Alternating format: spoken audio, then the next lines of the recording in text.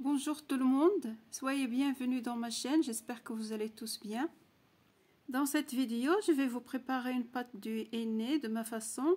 Cette façon-là donne une teinture plus belle et sublime dans très peu de temps.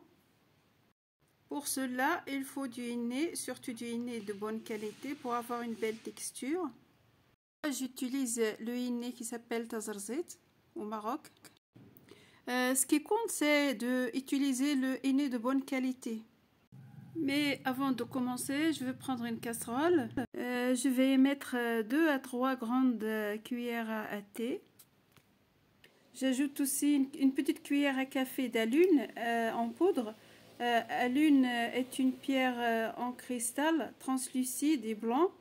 Il ressemble à un glaçon, il n'a pas d'odeur. J'ai mis sa photo, j'espère que vous allez le connaître. J'ajoute une cuillère de sucre. Le sucre permet au henné de bien tenir sur la peau.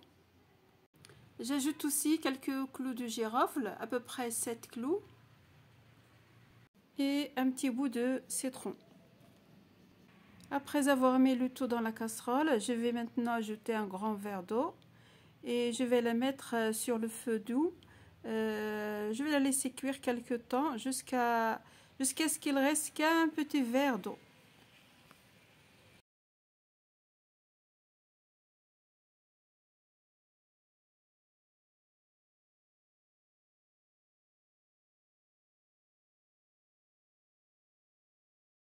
Maintenant, je vais mélanger le henné avec cette infusion. Il faut qu'elle ne soit ni chaude ni froide, il faut qu'elle soit tiède. Là, j'y ajoute quelques graines de sel. J'y ajoute de l'eau petit à petit. Il faut bien mélanger la pâte jusqu'à obtenir une pâte douce et très homogène. La pâte, il faut qu'elle ne soit ni dure ni molle. Et sans oublier, je vais y ajouter une grande cuillère de jus de citron. L'acidité du citron renforce le pouvoir colorant du henné. Il faut bien le mélanger. Je vous conseille de bien mélanger avec une cuillère en bois et de mettre des gants en plastique. Moi, j'ai oublié, j'ai utilisé cette cuillère. Je m'excuse.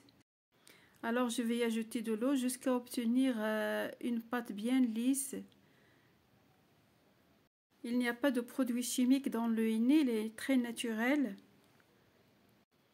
Le henné, il est idéal pour les personnes soucieuses de leur santé et de l'environnement.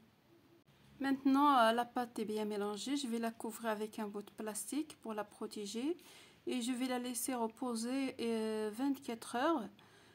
Si vous ne pouvez pas la laisser reposer pendant 24 heures, vous pouvez la laisser au moins une demi-journée. Tout, laissez poser votre pâte à la température ambiante. Après l'avoir laissée reposer, vous pouvez la mettre avec une seringue ou bien utiliser des motifs. Après, vous allez les laisser même pas un quart d'heure au lieu d'une demi-heure. J'arrive à la fin de cette vidéo, j'espère qu'elle va vous plaire. À bientôt, merci.